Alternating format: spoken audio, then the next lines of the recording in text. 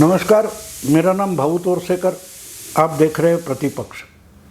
दोस्तों, आपको मालूम है कि एक हफ्ते पहले राजस्थान की राजधानी जयपुर में एक बड़ा महाकुंभ हुआ था।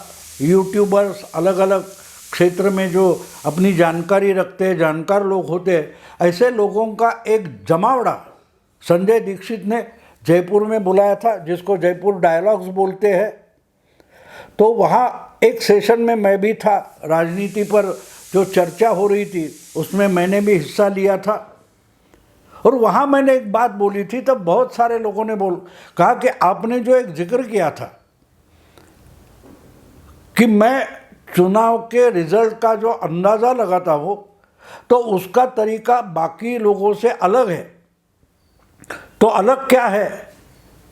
सर्वे होते, एग्जिट पोल होते, ओपिनियन पोल होते, उससे बहुत सारे लोग अलग अलग भाषा और अलग अलग चैनल पर या अलग अलग मीडिया में आने वाला चुनाव कौन जीतेगा, हो रहा है वो चुनाव कौन जीतेगा, इस पर अपनी भविष्यवाणी करते हैं। तो मैंने भी उधर बोल दिया था कि 2014 हो या 2019 हो, वो दोनों बार मोदी जी मेजॉरिटी ला सकते हैं और लाएंगे, और मोदी जी 300+ से ज़्यादा लोकसभा की सीटें जीतेंगे। ये भविष्यवाणी मैंने किताब लिख कर की थी। और अगले चुनाव में जो 8 महीने 6 महीने के बाद होने वाला है 2024 का चुनाव, उसके बारे में भी मैं मेरी भविष्यवाणी एक किताब के रूप में लिख रहा हूँ। तो बहुत सारे लोगों ने मुझे बोला कि ये जो बात है तो आपका तरीका अलग कैसा है। जो मैंने जयपुर डायलॉग में बोला था कि मैं जीतने वाला कौन है, कौन सी पार्टी जीतेगी, कौन सा गठबंधन जीतेगा, या कौन सा नेता जिसकी लीडरशिप में पार्टी या गठबंधन है वो नेता जीतेगा, इस ढंग से मैं सोचता नहीं या मैं मेरी किताब की रचना नहीं करता। मैं जब आकलन करता हूँ एक चुनाव का, उस समय की राजनीति का, अलग अलग पार्टियों की ताकत का, तो मेरा आकलन करने का तरीका अलग है। मैंने उस बार भी बोला था कि ये जो सोच है तो वो सोच मुझे कहाँ से मिली, उसका भी मैंने जिक्र किया था। 77 में जब इमरजेंसी के बाद चुनाव हो रहे थे, आपात स्थिति के बाद, तो उसमें मुंबई में उस समय के बड़े नेता थे राजनारायण, जो इंदिरा गांधी के खिलाफ रायबरेली में चुनाव लड़ रहे थे। उनसे मेरी बात हुई थी और उन्होंने मुझे एक बात सिखाई कि चुनाव जैसे जीता जाता है वैसे ही हारा जाता है। कोई जीतेगा मतलब कोई हारता भी है। तो उन्होंने जो सोच दी थी मुझे, उस पर मैं आगे बहुत निकल पड़ा। और जब मैं आज भी मानता हूँ कि अगर 2014 या 19 में मोदी क्यों जीतेंगे और कैसे जीतेंगे, उस पर मैंने किताब लिखी, तो उसका श्रेय भी मैं उनको गुरु मानता हूँ। राजनारायण जो राजनेता थे उनको जाता है, क्योंकि उन्होंने जो सोच दी है कि हारने वाला ढूंढो, जीतने वाला अपने आप मिल जाएगा। तो ये क्या बात है। बहुत सारे लोगों ने, मैंने उसका जिक्र जयपुर में किया था, तो बहुत सारे लोगों ने मुझे कहा कि आप इस पर एक थोड़ा विस्तार से बोलिए, विस्तार से समझाइए, हारने वाला ढूंढकर जीतने वाला कैसे मिल जाता है। तो ये समझना पड़ेगा। मुझे याद है, वो तो 77 की बात थी। 83 में जब हमने विश्व चषक जीत लिया, तब मैंने मराठी वीकली में, साप्ताहिक में एक आर्टिकल लिखा था कि भारत की जीत हो गई, तीसरा वर्ल्ड कप भारत ने जीता। बिल्कुल सच्ची बात है, लेकिन क्या हमने जीता है? ये सवाल मैंने 83 में उठाया था, 40 साल पहले। और क्यों उठाया था? क्योंकि कपिल देव की जो टीम खेल रही थी हमारी, उसने वेस्ट इंडीज को हराया था, और वेस्ट इंडीज ने उसके पहले 2 वर्ल्ड कप हुए थे, टूर्नामेंट्स हुई थी, उसमें वेस्ट इंडीज ने आराम से जीत लिया था। और उनका वही कैप्टन था जिसका नाम क्लाइव लॉयड था। तो क्लाइव लॉयड ने जो एक नई टीम वेस्ट इंडीज की बनाई थी, वो बिल्कुल अजिंक्य हो गई थी, उसको कोई हरा नहीं सकता, ये माना जा रहा था। और इसलिए 83 में तीसरा वर्ल्ड कप भी क्लाइव लॉयड आराम से जीतेगा ये तय माना जाता था, लेकिन वो हार गए। और वो हार गए, उसके परिणामवश भारत जीत गया। अब बात ये हुई थी कि 60 ओवर्स की 60 ओवर्स की वो मैच होती थी और उसमें भारत ने पहले बैटिंग की तो 178 बनाए थे। तो वो तो डिफेंडिंग स्कोर नहीं था, आराम से वेस्ट इंडीज तो का 178 तो आराम से बनाएगी, ये तो सब मानते थे।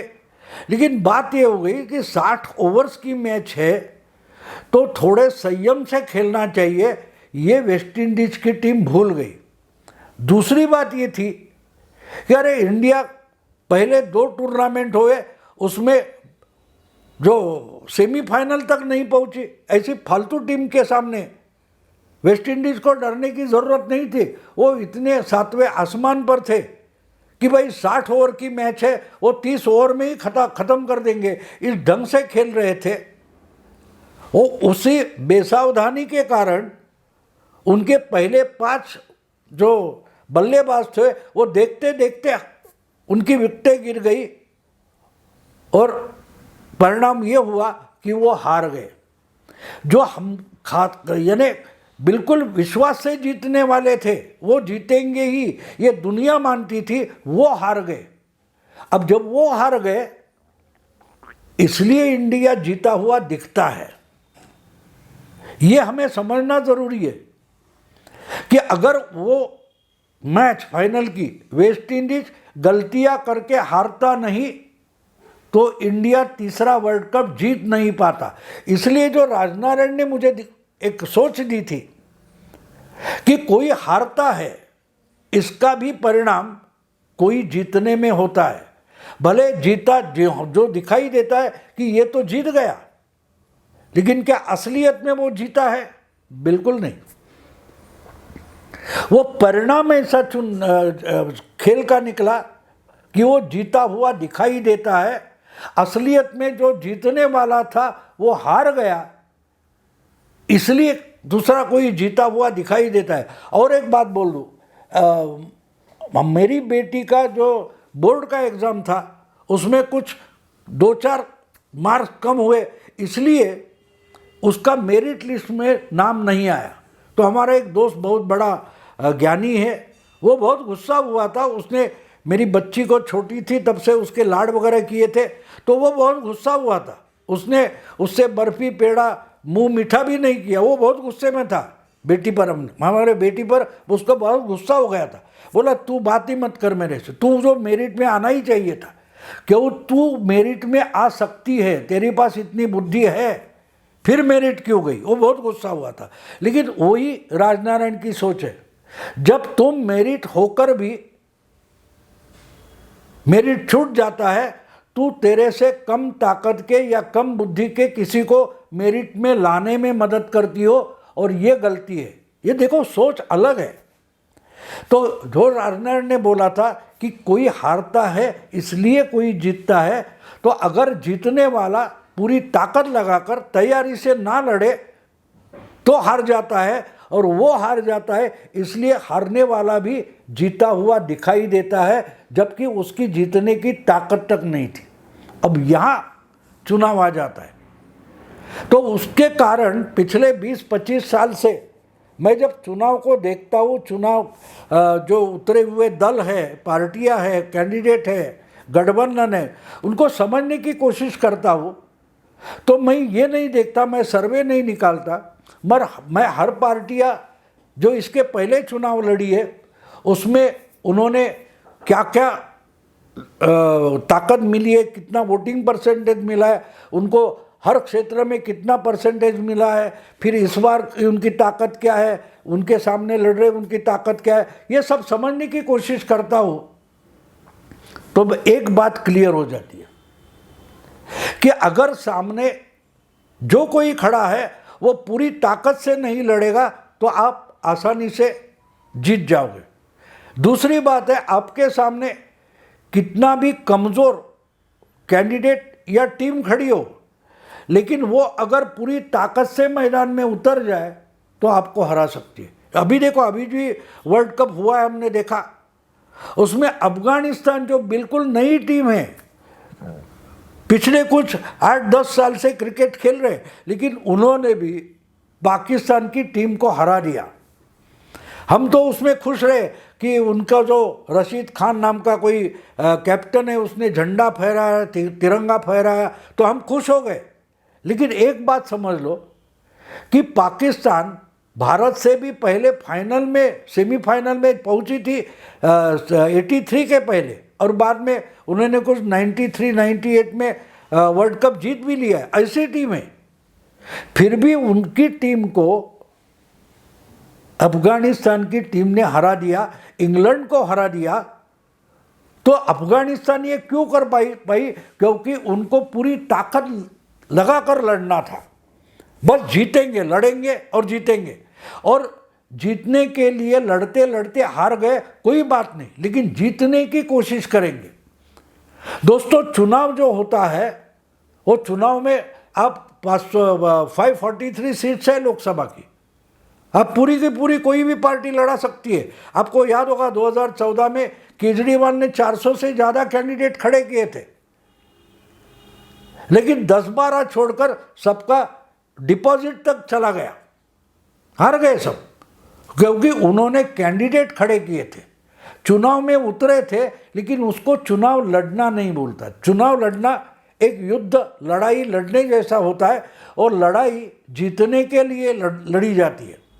कोई आप पर आक्रमण करे और आप बचाव में जाए तो उसको लड़ाई नहीं मानते, हम खुद को बचाना चाहते।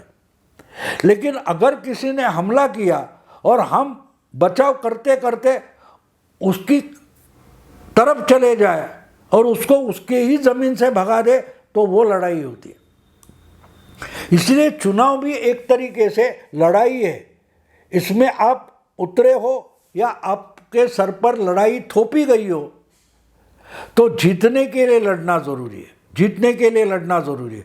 अगर आप जीतने के लिए नहीं, दिखाने के लिए लड़ रहे हो कि भाई हम भी मैदान में है, तो आप लड़ेंगे नहीं, क्योंकि आप लड़ते हो ये दिखाओगे, लेकिन पूरी ताकत लगाकर नहीं लड़ोगे तो हारोगे, और आप हारते हैं इसलिए सामने वाला जीतेगा, ये अगर दिमाग में होगा तो आप जीतने के लिए लड़ोगे। आज का चुनाव मैं जब देखता हूँ, 2014 का चुनाव हम देखें तो मोदी जी जीतने के लिए मैदान में उतरे थे, सत्ता के लिए नहीं मैं मानता। हाँ, प्रधानमंत्री बनेंगे वो तो बात तय थी, अगर मेजॉरिटी लाते हैं एनडीए की किसी भी तरीके से, अगर बीजेपी बड़ी पार्टी बनती है, मेजॉरिटी लाती है, तो मोदी प्राइम मिनिस्टर बनने वाले थे ही, लेकिन प्राइम मिनिस्टर बनने के लिए नहीं लड़ रहे थे, जीतने के लिए लड़ रहे थे। मेरी पार्टी को मैं जिताऊंगा, मेरे पार्टी के खिलाफ जो बोल रहा है, लड़ रहा है, उस हर एक को मैं हराऊंगा, ये जिद लेकर मोदी मैदान में उतरे थे। और उनके सामने कोई भी ऐसी पार्टी नहीं थी, केजरीवाल की आम आदमी पार्टी से लेकर कांग्रेस जो सत्ता में थी उस वक्त, उस पार्टी तक कोई भी जीतने के लिए नहीं लड़ रहा था, वो डिफेंस में थे, बचाव में थे। मोदी पहली बार राष्ट्रीय चुनाव लड़ रहे थे, फिर भी बातें क्या चल रही थी, हमको मोदी को हराना है। केजरीवाल बोलते थे मोदी को हराना है, राहुल गांधी बोलते थे मोदी को हराना है, कांग्रेस पार्टी बोलती थी राहुल को हराना, मोदी को हराना है, नीतीश कुमार लालू बोलते थे मोदी को हराना है, ममता दीदी बोलती मोदी को हराना है। अरे ये क्या बात हुई? जो इंसान 6 महीने पहले राष्ट्रीय राजनीति में आया है, जो अपनी पार्टी का भी कभी 6 महीने पहले राष्ट्रीय नेता था नहीं, उसको हराने के लिए अब सब पार्टियां अगर सामने आ रही है तो वो बचाव में थी, ना कि मोदी एग्रेसिव थे। मोदी अपनी लड़ाई लड़ना चाहते थे और बाकी लोग अपनी लड़ाई नहीं लड़ना चाहते थे, वो खुद को मोदी से बचाना चाहते थे। तो इनकी मेंटालिटी क्या थी? इनकी मेंटालिटी ये थी कि मोदी तो जीतने वाला है, हमको हारने से खुद को बचाना है। तो ये लड़ाई लड़ने से पहले ही डिफेंसिव लाइन पर चले गए कि हमको बचना है, मोदी से बचना है। मोदी से भैया क्यों बचना है? तो आपके दिमाग में एक बात पकड़ी गई है कि भाई मोदी तो जीतने वाला है और जितना हो सके मोदी से खुद को बचाए। ये अगर आपकी रणनीति है तो आपकी रणनीति जो है वो हारने की हो जाती है। आपकी स्ट्रैटेजी क्या है? जो कुछ है वो बचाना है, जीतना तो है ही नहीं। मोदी जितना कुछ जीतेगा उससे जो बचेगा वो अपना। ये जो सोच होती है वो लड़ने से पहले ही हार मान लेने वाली सोच होती है। इसलिए मैं जब चुनाव समझना चाहता हूँ तो मैं ये इस ढंग से उस पर देखता हूँ। अब देखिए, अब इंडिया अलायंस बनी है, सब 26 पार्टियाँ पटना में, बंगलोर में या मुंबई में आकर बैठ गई। क्या तय किया, क्या चर्चा की, छोड़ दो, लेकिन उनकी भाषा देखो। मोदी से लोकतंत्र को बचाना है, मोदी से संविधान को बचाना है, बीजेपी की सरकार से संविधान को बचाना है। बचाना बचाना बचाना बचाना बचाना। जीतने का सवाल या जीतने का शब्द या जीतने की बात इसमें से किसी ने नहीं कही है। तो लोगों के सामने आपका चेहरा क्या जाता है कि ये तो बचाव में है। इन्होंने खुद मान लिया कि भाई थोड़ी जो अगर कोशिश नहीं करेंगे तो हम आज ही हार गए। अब इंडिया अलायंस या इसमें जिनका क्या बोलते पोलराइजेशन हो गया, 26 पार्टियां इकट्ठा हो गई है। तो 26 पार्टियां किस सोच से इकट्ठा हुई है देखो। उनका एक दूसरे से मेल मिलाव होने जैसी कोई बात उनमें कॉमन नहीं है। ममता का उद्धव ठाकरे की पार्टी से, शरद पवार का स्टैलिन की पार्टी से, स्टैलिन का केजरीवाल के पार्टी से कोई रिश्ता नहीं है या कोई विचार लेवल पर भी नहीं है। फिर भी इकट्ठा क्यों है? हर कोई अपने राज्य में, अपने प्रभाव क्षेत्र में मोदी से बचना चाहता है।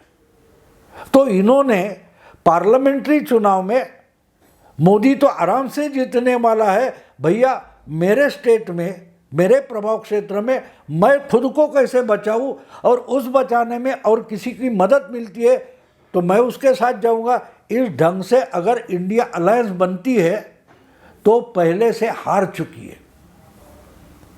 तो 2024 में क्या होगा इस पर मैं जब किताब लिख रहा हूं उसकी थीम ही यही है कि मैंने हारने वाला ढूंढ लिया है। क्योंकि हारने वाला अगर तय है तो जीतने वाला अपने आप सामने आ जाता है। हर कोई पार्टी अगर मोदी को हराना चाहती है तो वो मन से हारी है, और अगर ये सब मन से हारे हैं तो जीतेगा तो कोई एक, और वो एक तो सामने जिसको ये हराना चाहते हैं।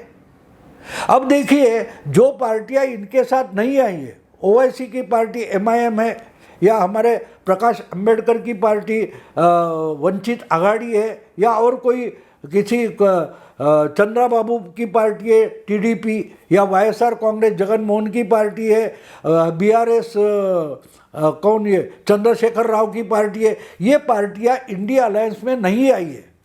तो ये इंडिया अलायंस के लोग आरोप क्या लगाते, ये तो बीजेपी की बी टीम है।